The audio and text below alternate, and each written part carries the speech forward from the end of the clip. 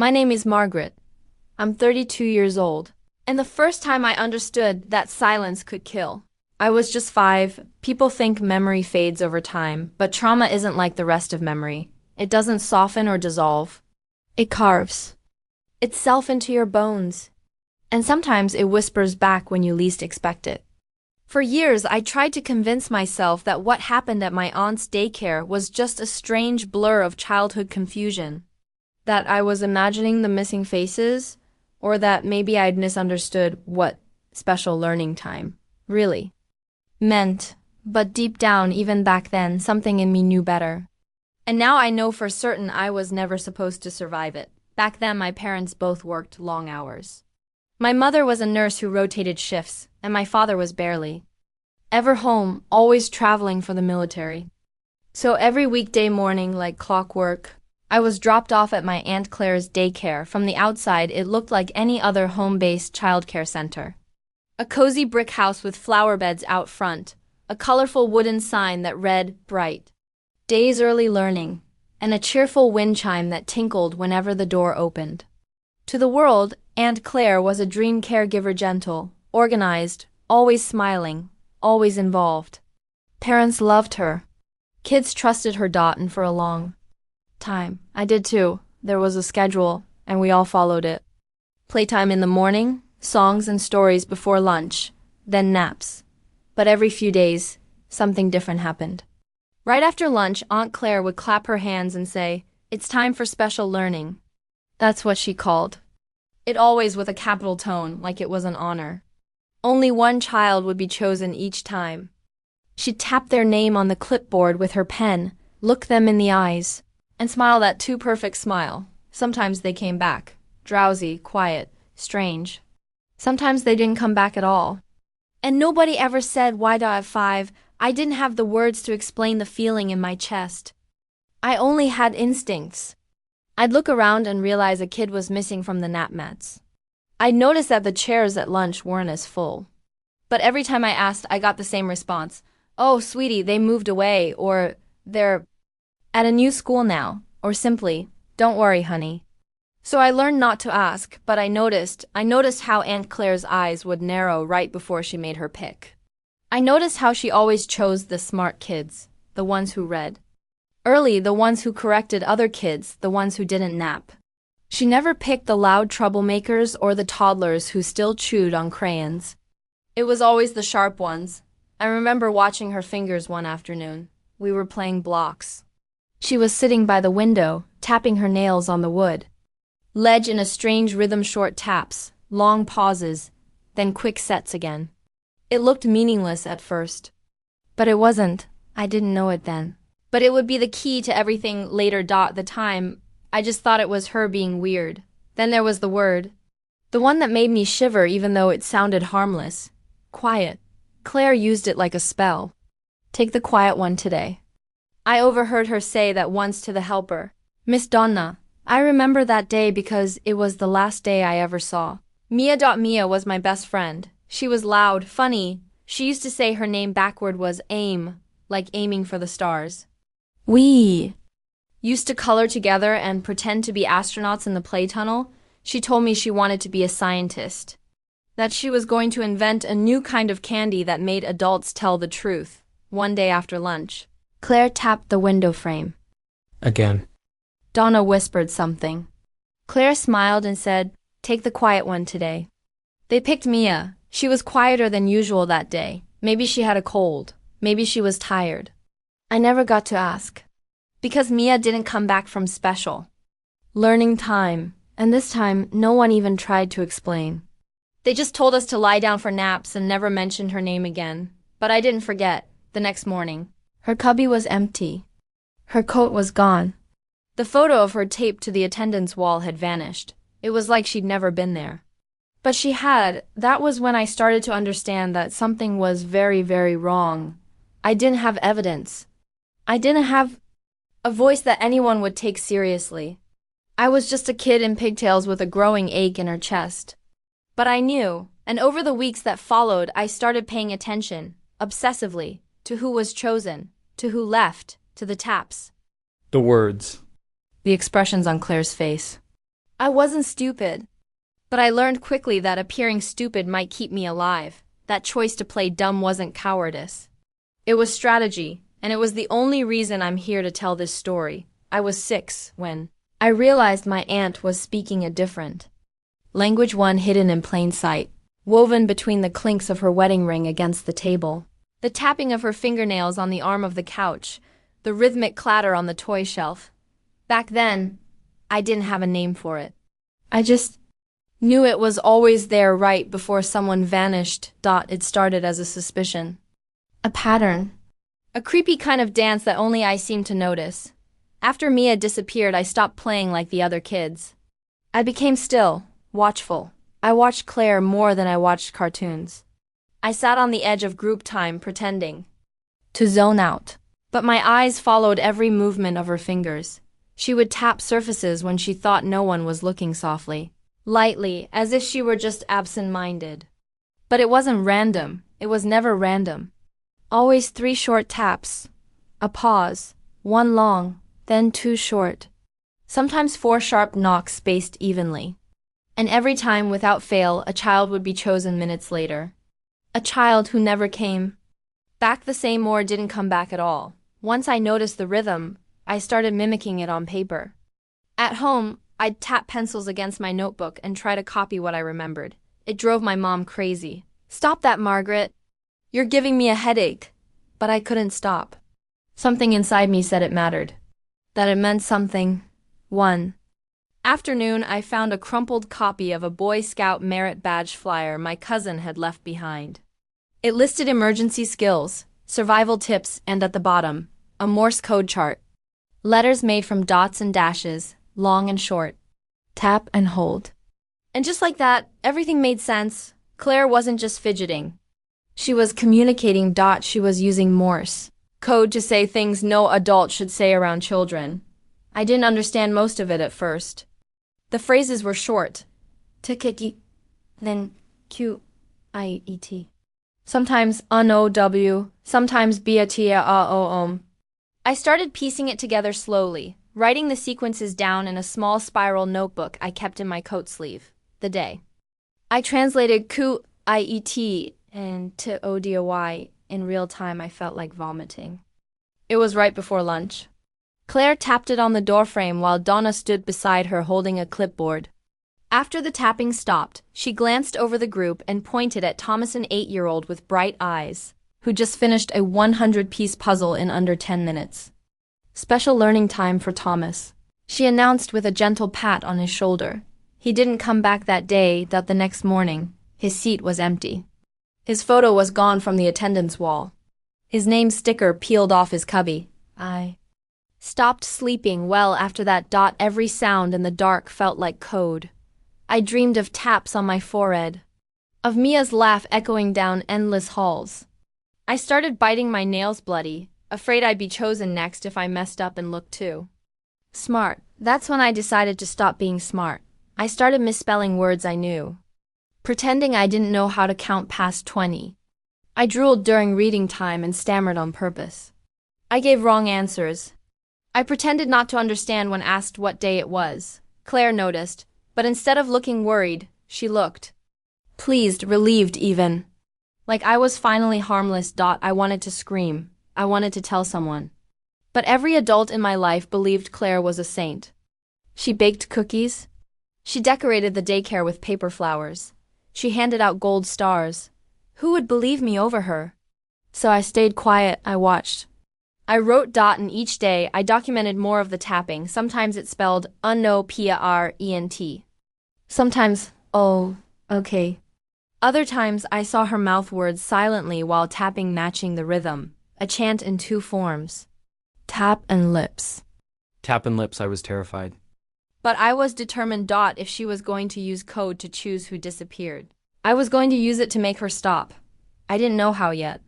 I didn't know who would listen.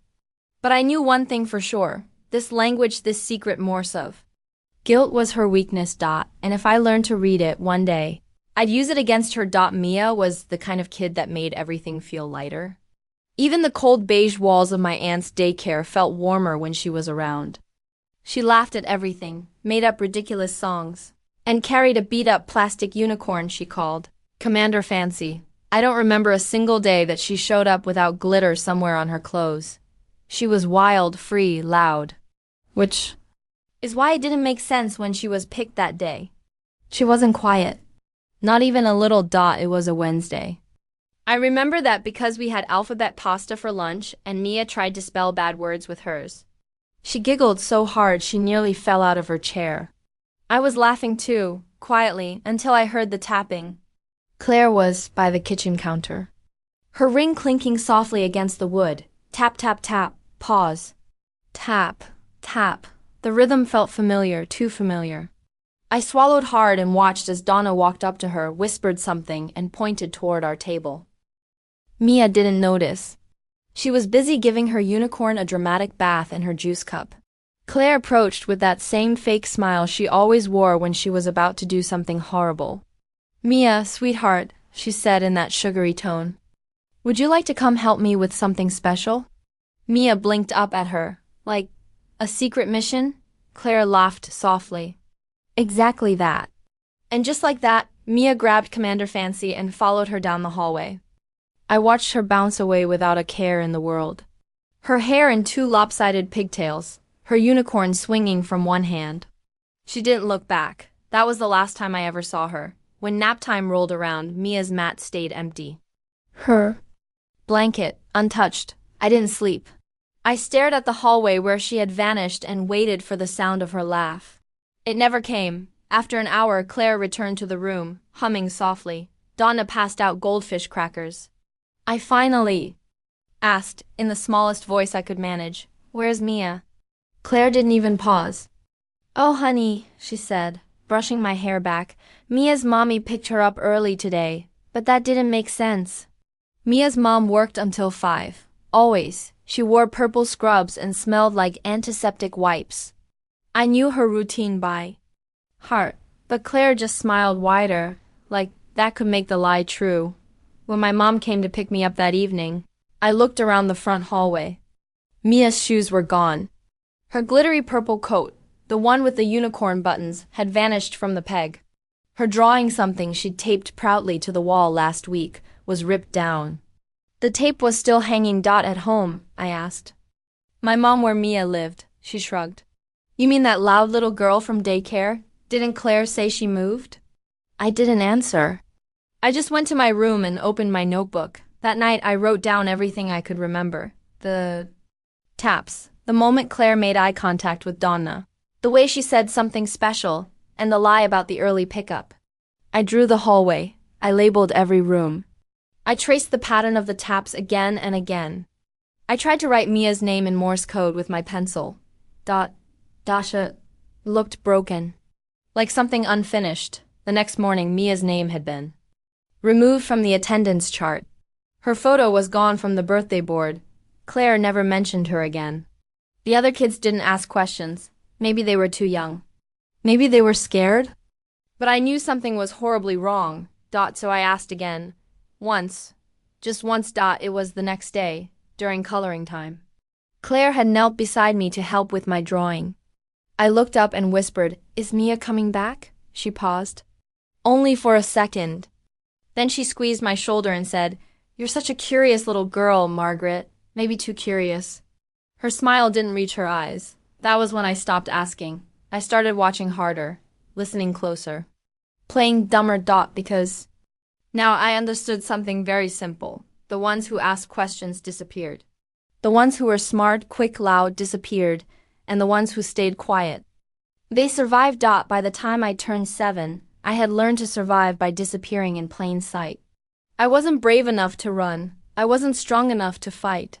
But I was smart enough to pretend I wasn't. And that, in the daycare run by my Aunt Claire, was the difference between coming home for dinner or not. After Mia vanished, I became obsessed with blending in. I stopped raising my hand during reading time. I pretended I couldn't spell words I knew by heart.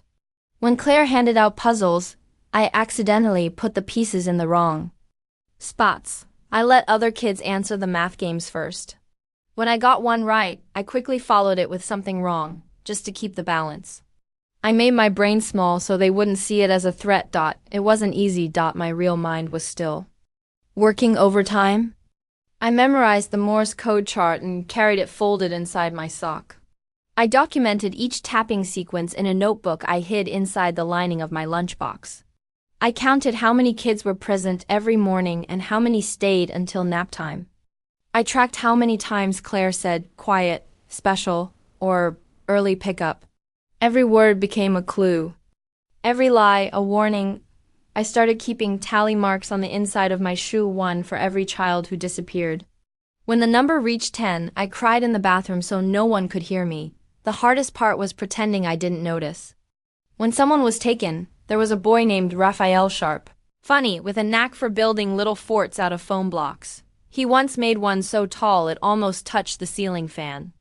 I watched Claire tap her pattern and whisper his name. I watched him follow her like it was a game. And then he was gone. The next day, his photo was replaced by a smiling cartoon son. Claire acted like she'd forgotten him. I didn't, but I acted like I had. I became the quiet one, the slow one, the child who never finished her applesauce, the one who got distracted by clouds. When Claire tested us on letter sounds, I faked confusion. When she asked who wanted to help with the dishes, I said I didn't know how. I spoke less. I blinked more. I made myself soft. The strange thing was, it worked. The more I dimmed my light, the more invisible I became. Claire stopped watching me so closely. Donna stopped asking me to help with anything. When I knocked over paint by accident, they sighed but didn't scold me. I was just little Margaret. Sweet, quiet, clueless Margaret. But inside, I was archiving everything. One afternoon, while the others napped and I pretended to sleep, I heard Claire tapping in the hallway. This time, the message wasn't just a name or a command, it was a warning. Watissa ing. It sent a chill down my spine. Because that was the word I was afraid someone would use on me. Someone was watching me watch them. That night, I took my notebook and shredded the most incriminating pages. I flushed the tiny pieces down the toilet one by one. The Morse chart I kept in my sock burned with a match behind the garage. I wasn't stupid. I couldn't risk her finding anything. So I started hiding the information in my head instead. I trained myself to remember patterns like songs, to convert taps into letters silently, to write notes in reverse cursive so even if someone found, they'd look like scribbles. And I began planning something I never thought I'd be capable of. A way to signal for help without tipping Claire off. But help meant nothing if there was no proof, and I knew I needed something more than just gut feelings and secret codes. I needed something undeniable. Still, the only way I could gather it was by staying in the game. By pretending I didn't understand the rules while memorizing every single one of them, I stopped thinking like a child. I started thinking like a spy. And as long as I played the fool, no one would suspect. I was building a case right under their noses. It was a rainy Thursday when I found the notebook that would change everything. The storm had knocked out the power to the daycare, and for once Claire seemed genuinely annoyed. She snapped at Donna, canceled outdoor time, locked us in the reading room with coloring books and battery-powered lamps. The hallway lights flickered, and I remember thinking the whole house felt different. Not broken, just exposed. Like something that had been hiding in the walls was suddenly visible. Claire was in the office for most of the afternoon, shuffling papers and making phone calls, with the door half shut. I stayed close to the bookshelf by the hallway, pretending to be absorbed in a picture book while tracking her every step. She left the door unlocked just once. And that was all I needed. During nap time, when Donna left the room to grab extra blankets and Claire was busy resetting the circuit breaker, I moved, quiet, fast. Years of pretending to be slow had taught me how to make each movement count. The office was colder than I remembered. The curtains were pulled tight, and the air smelled like printer ink and something sour like dust and secrets. Her desk was covered in files, but it wasn't the desk that caught my attention. It was the wooden cabinet beneath the window. Old, chipped, and locked with a flimsy latch. I'd seen her open it before. She kept stickers in there. But there were no stickers that day. I opened the cabinet and found two boxes, one filled with attendance charts and artwork, the other with notebooks. They looked like ordinary school journals, nothing threatening. Until I opened the third one. From the bottom, the first page hit me like a punch.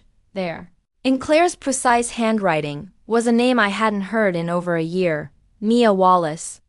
Next to it, a date, then a note, talkative, needs sedation. Removed quietly, my breath froze in my throat. I turned the page. Rafael Benitez, date, note, too sharp, reluctant, suggested overnight. My hands shook as I flipped through more entries. There were names I knew, names I'd forgotten, and names I didn't recognize at all. 43 in total. 43 children. 43 little lives reduced to dates and cold phrases like exit approved or transferred successfully. Some pages had red X's, some had smiley faces. It was her ledger, her record of vanishing. I didn't cry. I didn't scream. I didn't run. I closed the notebook, slid it inside my shirt, and returned to my nap mat as if nothing had happened. I lay there staring at the ceiling, feeling the weight of that notebook press against my skin like a warning. I kept it hidden for weeks. At night, when everyone slept, I read it by flashlight under my covers. I memorized the order of names, the codes she used in the margins, the way she rated children with stars and notes like obedient or difficult. Some names had been crossed out with thick ink. Those pages scared me the most. I kept it hidden for weeks. At night, when everyone slept, I read it by flashlight under my covers. I memorized the order of names, the code she used in the margins, the way she rated children with stars and notes like obedient or difficult. Some names had been crossed out with thick ink. Those pages scared me the most. I copied the whole notebook into tiny slips of paper and hid them in my shoes, in my socks, in the lining of my coat. I even buried one under the sandbox outside. Just in case I disappeared too. By then, I wasn't just surviving, I was archiving, building a trail for someone to follow if I ever became the 44th name. But I knew that words alone wouldn't be enough. I needed proof that couldn't be denied. And so I started gathering more. Whenever Claire tapped her code, I'd translate it in real time and jot it down later. I started hiding a recorder in my backpack, an old tape one my cousin had discarded. I pressed record before nap time, before pickups, before special learning time. I captured whispers, taps, even a conversation between Claire and Donna about keeping the list under lock and key. Still, I couldn't tell anyone, not yet. I had to wait. Because if I moved too soon, if I showed the wrong adult, if I said the wrong thing to the wrong person, I wouldn't just be ignored, I'd be erased. I used to think Claire's smiles were genuine. When I was younger, before I knew what her fingers said, before I understood the silence that followed her special missions, I believed she was kind. That her soft voice and warm cookies and decorated bulletin boards meant we were safe. But after Mia, after Raphael, after the ledger of names and codes and stars, I realized something terrifying. Her smile didn't come from joy. It came from control, especially when she thought I was stupid. I had perfected the role of the slow, quiet girl, the daydreamer, the one who couldn't read past picture books or tell time on the wall clock, the one who colored outside the lines and never finished her lunch. But pretending to be dumb isn't as easy as people think. It takes work. You have to remember what you said you don't know and stay consistent. You have to be careful not to slip up even by accident or they'll notice. She would notice, and Claire was always watching. The first time I realized, she was smiling at my mistakes, not kindly, but with relief. I was pretending to struggle with a counting game. It was one I had mastered months ago. The instructions were simple. Match the number tiles to the pictures of animals. I deliberately chose the wrong one. I counted 6 ducks and placed the number 8. Claire walked over, knelt beside me and said, "Oh, sweetie, almost." But her face said something else. Her mouth was smiling. Her eyes weren't. There was a flicker of something, satisfaction. Like my error was a confirmation. Like I had proven to her that I wasn't a threat. She patted my head. "You're such a gentle little soul, Margaret." It made my skin crawl. After that, I gave her more of what she wanted. I acted even duller. When the other kids built towers, I knocked mine over accidentally. When we did alphabet songs, I mumbled the wrong letters. I told Claire I was too scared to play with the big kids, that I didn't like hard games. And every time I said something like that, she'd smile a little wider, softer, as if I were becoming what she wanted. It wasn't just her either. Donna started dismissing me too. She stopped including me in partner activities. When someone needed help tying their shoes, she picked someone else. When snacks were handed out, I was forgotten more than once. I was becoming invisible. And in this place, that was the safest thing I could be. But the act had its toll. There were days when I wanted to scream the truth. To shout, "I know what you're doing," to show someone the notebook, the recordings, the names. But I'd look at the wall, see the spaces where photos had once been, and remember those who stood out disappeared. So I waited. I endured. And in the meantime, I collected more proof. I made a hiding spot behind the drywall in the corner of the reading room. There was a tiny hole from a missing baseboard, just big enough to slide in rolled up papers and cassette tapes. I called it the vault. Inside it, I stored copies of the attendance records, a map of the building I drew from memory, and the most damning note of all, a page from Claire's own notebook, one that had fallen loose from the binding. On. It was a single name, Liam, next to it the phrase, resistant. Lead to parents. Moved. Moved. It always meant the same thing. One day, Liam was at circle time. The next, no one remembered him. No calls. No questions. I added his name to my own ledger. That made 40-4. And Claire kept smiling. The scariest part of it all wasn't the tapping or the disappearances. It was the realization that she felt no guilt. No fear. She believed what she was doing was right. Or worse, she didn't care at all. And so, when I sat down to draw one rainy afternoon and she passed by behind me, I purposefully used the wrong colors. I colored the sky green and the sun blue. I drew a flower with teeth. She stopped. That's an interesting picture. I shrugged, pretending not to understand. She smiled again, and I knew it was working.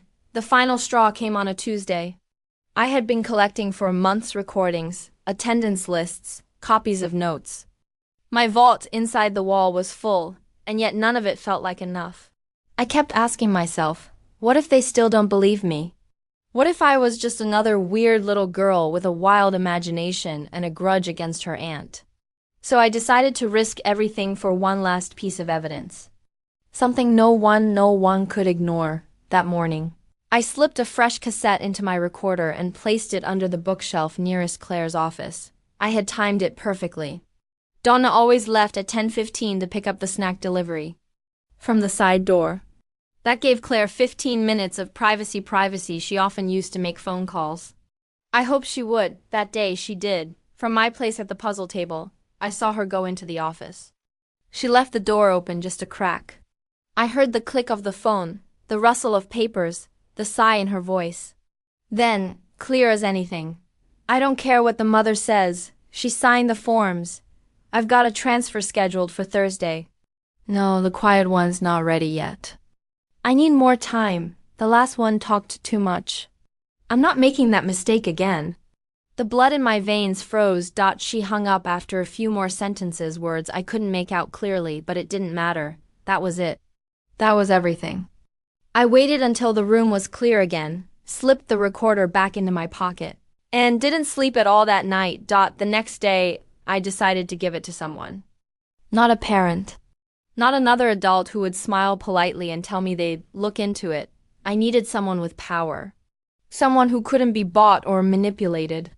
I decided on the school counselor from the elementary campus across the street. She had visited our daycare once and given me a sticker for cleaning up toys. Her name was Mrs. Fenley. She wore glasses with a pink chain and spoke like she meant it. I waited for pickup time. My mom had been late that day, so most of the kids were gone. Claire was distracted on the phone again. I slipped out through the side gate, ran across the lawn, and into the school office before anyone could stop me. I found Mrs. Fenley in the hallway. I handed her the recorder, the copied pages, and a short letter I had written in big, shaky letters. "My name is Margaret." My aunt is hurting kids. Please believe me. She knelt beside me. Her eyes scanned the page. Then she looked at me and said, "The one thing I needed more than anything in the world. I'm listening." They didn't arrest Claire that night. In fact, for a terrifying few days, nothing happened at all. But I knew the counselor had taken me seriously, because 2 days later, I saw her return with 2 other adults in suits. They didn't talk. To Claire, they watched. Then, the police came. The investigation began quietly, but I could feel the tension shifting. Claire wasn't smiling as much. She flinched when someone knocked on the door. Donna started locking every drawer. Kids whispered more. Some parents stopped showing up. Others arrived early and left in a rush. The atmosphere changed. Like the spell had cracked. Still, nothing moved fast enough. I was afraid the notebook might disappear. The files might be destroyed. So I went back into the office one final time and retrieved every piece I had hidden in the wall. I packed it all into my backpack, tapes, notes, drawings, and left a final letter under the floor mat in Claire's office. It read, 43 names. I have them all. If I vanish, so will your freedom. I didn't know if it was bravery or desperation. I just knew I couldn't be silent anymore. A week later, my mom picked me up and told me we were going to the police station. Someone wanted to talk to me. And that's where everything started to change. I had never seen her before, not in real life. But the moment she walked into the station, I knew who she was. Her name was Mrs. Delaney. Her son, Adam, had disappeared from my aunt's daycare 2 years earlier. At the time, she was told he had been withdrawn from the program due to family relocation. That's what Claire had written in the logbook. That's what she told the other parents. That's what everyone believed except Mrs. Delaney. She had refused to accept the story. She filed reports, made phone calls, pasted missing flyers on street poles and school fences. But with no official investigation and no one backing her up, her case dissolved into the void of custody disputes and administrative misunderstandings. No one believed her. Until now. When the detective brought her into the room, she looked tired. Her eyes were sunken but alert. She scanned the space and then her gaze landed on me. "You're Margaret?" she asked gently. I nodded. My hands were shaking again, but I didn't try to stop them. For the first time, I didn't have to pretend. I wasn't the slow girl. I wasn't playing dumb. I was just me. A kid who had seen too much and waited too long. I handed her the page with Adam's name on it, his entry in Claire's notebook was one of the earlier ones. It was dated almost 18 months before Mia's. The note beside his name had made my stomach hurt the first time. I read it. Adam Delaney, compliant, resigned, no follow-up needed. That word resigned kept echoing in my mind for weeks. Mrs. Delaney read the page. Her fingers tightened around the edges like they might rip through it. But she didn't cry. Not yet. She looked back up and said, "Do you know what happened to him?" I swallowed. "No, I just know he never came back." Like Mia, like Raphael. She nodded slowly. Then she reached into her purse and pulled out a small laminated photo. It was of a little boy with sandy hair and wide brown eyes. He had freckles and a gap between his teeth. He looked exactly like I remembered. I knew he didn't just disappear. She whispered. The detective asked us more questions, me about the notebook, the tapes, the ledger. Her about Adam's last day, the drop-off, the phone call she'd received afterward. As we spoke, I could feel something shifting in the air. It was no longer just a child's word against an adult's reputation. It was a chain reaction, each name a piece of a larger puzzle. Each memory confirming the next. Mrs. Delaney asked if she could keep the copy of Adam's page. I said yes. She held it like a sacred thing. And then, before she left, she knelt beside me and said something I'll never forget. "You saved more than just yourself."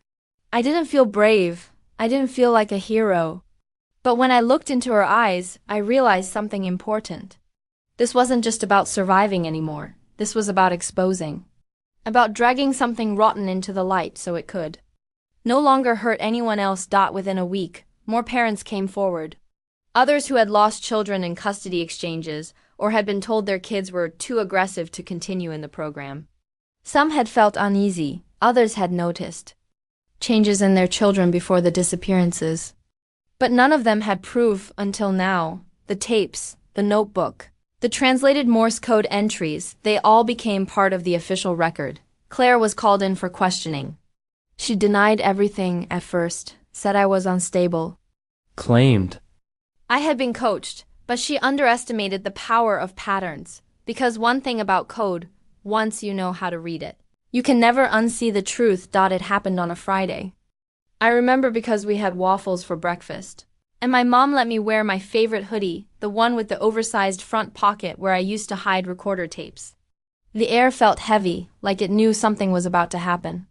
Maybe I did too. Maybe some part of me had been holding my breath for weeks, waiting for this moment to arrive. Waiting for justice to catch up to the shadows. The police didn't come in sirens blazing.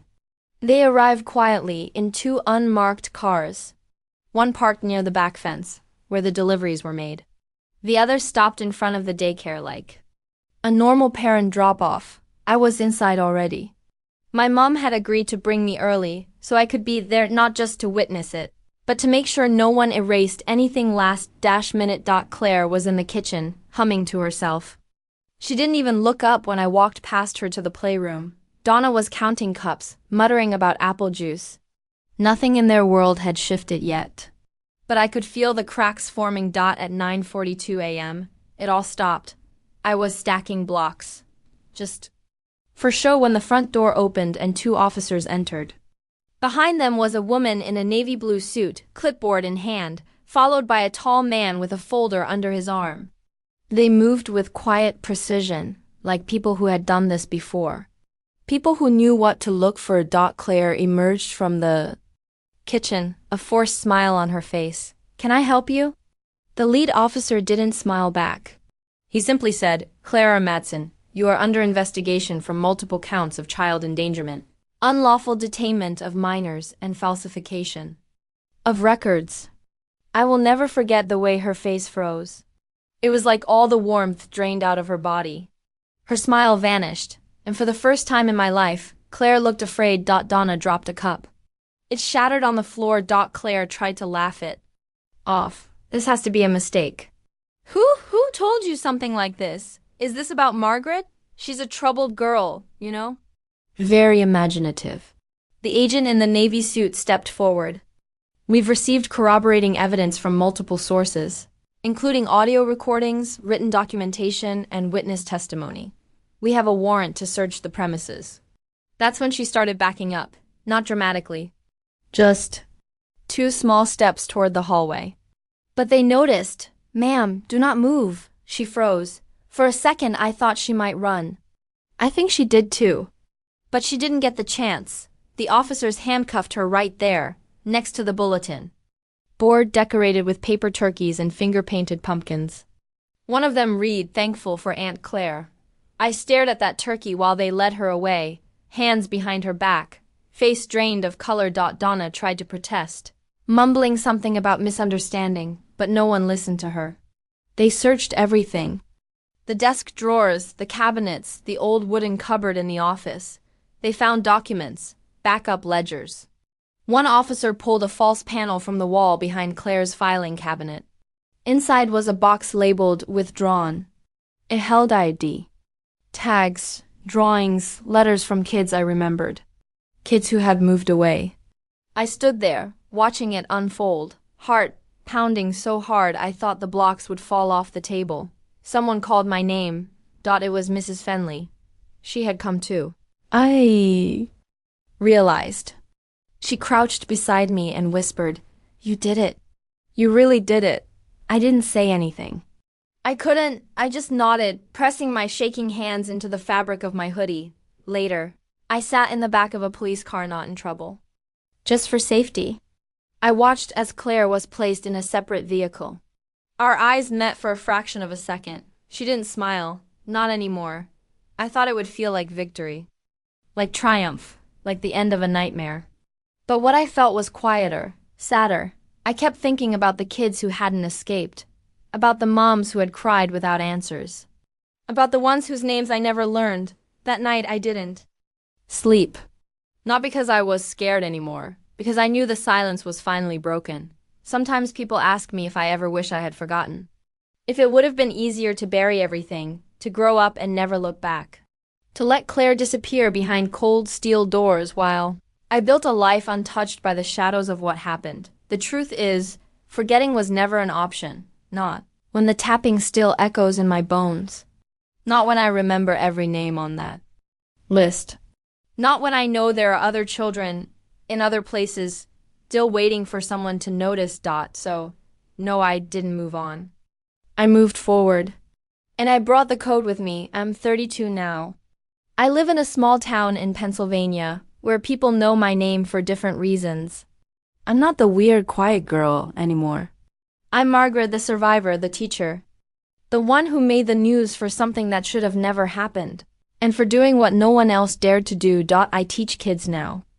Not in a school system, but in workshops, shelters, and summer programs. I teach them something small, something subtle. I teach them to listen, to really listen.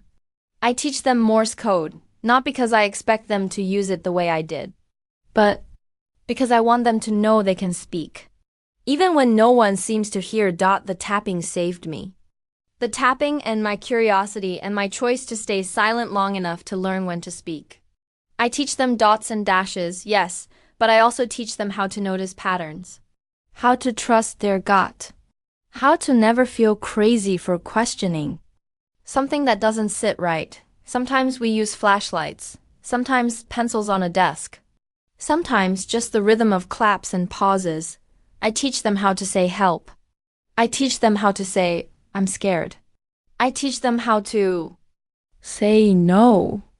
Last year, one of my students tapped something during lunch break, an odd, hesitant rhythm with his spoon on a tray. His camp counselor noticed.